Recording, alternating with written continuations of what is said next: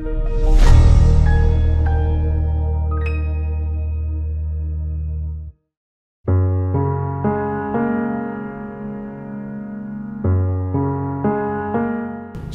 saudara-saudara sahabat rohani yang dikasihi Tuhan Yesus Kristus.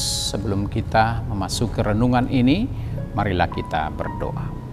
Kasih karunia dan damai sejahtera dari Allah Bapa Tuhan kita dan dari Yesus Kristus menyertai kamu. Amin. Firman Tuhan renungan bagi kita pada saat ini diambil dari kitab Daniel pasal 4 ayat 32. Demikianlah firman Tuhan. Engkau akan dihalau dari antara manusia, dan tempat tinggalmu akan ada di antara binatang-binatang di padang. Kepadamu akan diberikan makanan rumput seperti kepada lembu, dan demikianlah akan berlaku atasmu sampai 7 masa berlalu, hingga engkau mengakui bahwa Yang Maha Tinggi berkuasa atas kerajaan manusia dan memberikannya kepada siapa yang dikehendakinya. Demikian firman Tuhan. Nas ini begitu indah sekaligus juga memberikan kepada kita satu teguran yang keras dari Tuhan. Maka judul dari atau tema dari renungan ini kita ambil Allah berkuasa atas semua yang ada pada manusia. Sahabat rohani yang baik hati, Daniel pasal 4 ini adalah satu-satunya pasal dari kitab Daniel yang tidak dituliskan oleh Daniel sendiri. Tetapi ini adalah kesaksian pribadi dari Raja Nebukadnezar. Ini adalah kisah bagaimana Nebukadnezar menemukan Tuhan. Bagaimana kisahnya seorang Nebukadnezar bisa menemukan Tuhan? Tahun-tahun berlalu, Nebukadnezar terus membangun Babel, kerajaan Babel, dan memperluas kerajaannya sampai seluas-luasnya. Bahkan ia menjadi lebih kuat dan lebih kaya dari semua raja yang ada pada masa itu. Hal ini menyebabkan dia merasa bahwa dialah paling hebat di seluruh dunia. Ia telah menciptakan sebuah kerajaan yang begitu hebat dan fantastis. Bahkan sebagai wujud daripada kerajaan yang hebat itu, dia jadikan dirinya sebagai Tuhan.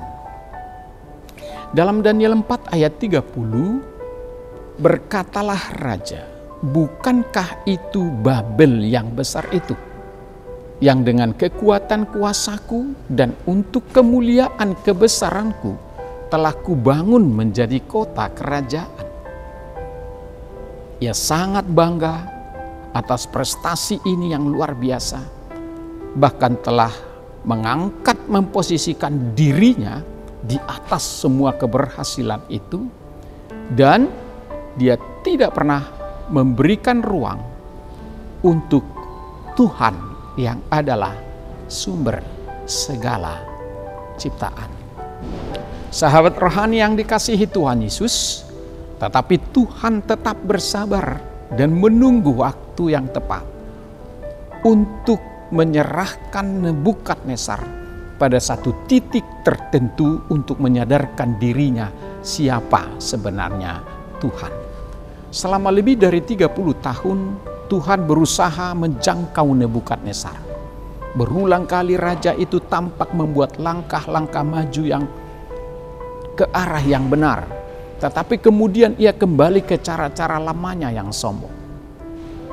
Akhirnya Allah terpaksa mengambil langkah drastis. Allah mengirimkan kepadanya sebuah pesan yang mengejutkan. Ayat 31 dan ayat 32. Raja belum habis bicara ketika satu suara terdengar dari langit. Kepadamu dinyatakan, ya Raja Nebukadnezar, bahwa kerajaan telah beralih daripadamu. Selanjutnya nas kita ayat 32, engkau akan dihalau dari antara manusia dan tempat tinggalmu akan ada di antara binatang-binatang di padang. Kepadamu akan diberikan makanan rumput seperti kepada lembu, dan demikianlah akan berlaku atasmu sampai 7 masa berlalu. Hingga engkau mengakui bahwa yang Maha Tinggi berkuasa atas kerajaan manusia dan memberikannya kepada siapa yang dikehendakinya.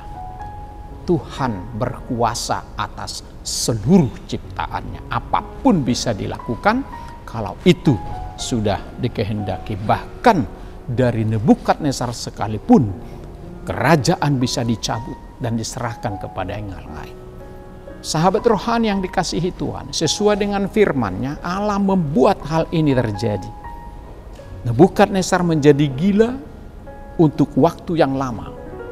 Meninggalkan istananya, ia menjadi seperti binatang, hidup di luar. Maka rumput dan kebutuhannya menjadi tidak terawat. Tuhan kemudian memulihkannya setelah ia menghabiskan waktu 7 tahun di padang belantara dengan menganggap dirinya seekor binatang buas. Setelah itu ia bertobat. Nebukadnezar berubah dari orang yang sombong menjadi orang yang rendah hati.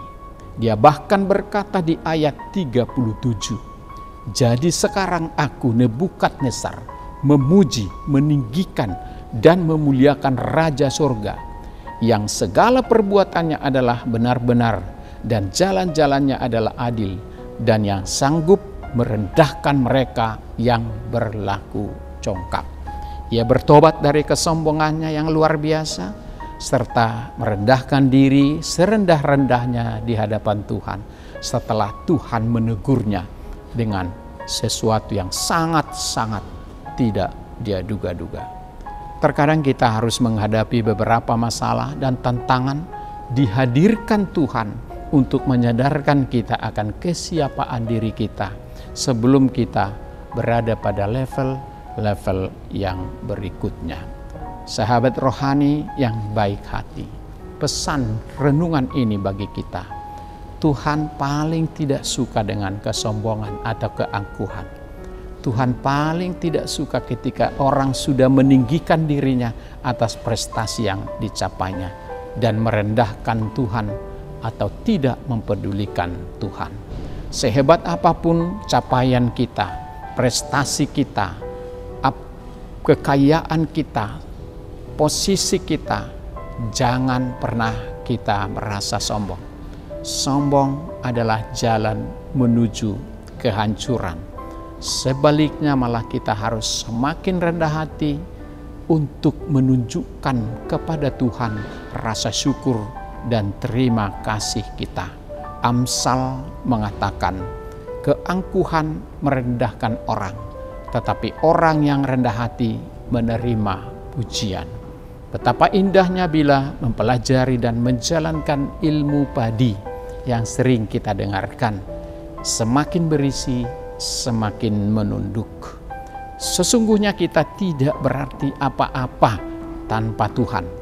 Maka menjauhkan diri dari kesombongan, melawan tinggi hati adalah merupakan kewajiban kita sebagai orang beriman sampai pada saatnya Tuhan memanggil kita. Tuhan memberkati. Amin. Mari kita berdoa. Terima kasih Tuhan atas firman-Mu yang indah pada saat ini. Engkau menegur setiap orang yang menyimpang dari jalan-Mu.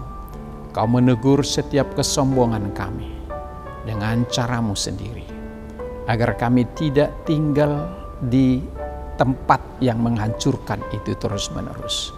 Berbagai cara Kau lakukan bagi setiap orang untuk menegur, menguji, mengajar, mendidiknya supaya berubah dari apa yang dirasa baik dan nyaman, tapi menghancurkan dirinya sendiri. Karena itu Bapa Surgawi, biarlah kami menjadi orang-orang yang rendah hati. Sekalipun kami punya untuk sesuatu yang ditinggikan. Tapi itu semua harus kami pahami sebagai anugerah dan pemberian Tuhan. Siapapun kami dan apapun yang kami dapatkan hingga pada saat ini, semua adalah anugerah dan pemberian Tuhan semata. Bukan karena prestasi kami, walaupun prestasi ada di sana, tapi prestasi pun Tuhan menganugerahkan. Bukan karena kemampuan, kecerdasan, kekuatan kami, walaupun itu ada, sebab kecerdasan, kekuatan, kemampuan juga adalah anugerah Tuhan. Jika kami semakin menyadari, bahkan kesehatan, kehidupan, umur panjang, sukacita, semua itu adalah dari kebaikan Tuhan. Kiranya tidak ada satu titik, satu hari pun dalam hidup kami merasa sombong, tapi hendaknya kami merendahkan diri dan mengakui semua kebaikan-Mu, sehingga kami tetap berada di bawah kuasa-Mu. Terima kasih Tuhan atas firman-Mu pagi ini. Berkati kami sepanjang hari ini dalam beraktivitas. Tuhan mendahului kami dan menegur kami dengan cara-cara-Mu, sehingga kami sadar ketika kami salah, ketika kami tidak benar, ketika kami berlaku tidak adil. Terima kasih Tuhan atas kasih-Mu yang begitu indah, karena kami sadar bahwa kesombongan tidak mendapat tempat dalam kehidupan kami. Dalam nama Tuhan Yesus kami berdoa dan mengucap syukur. Amin.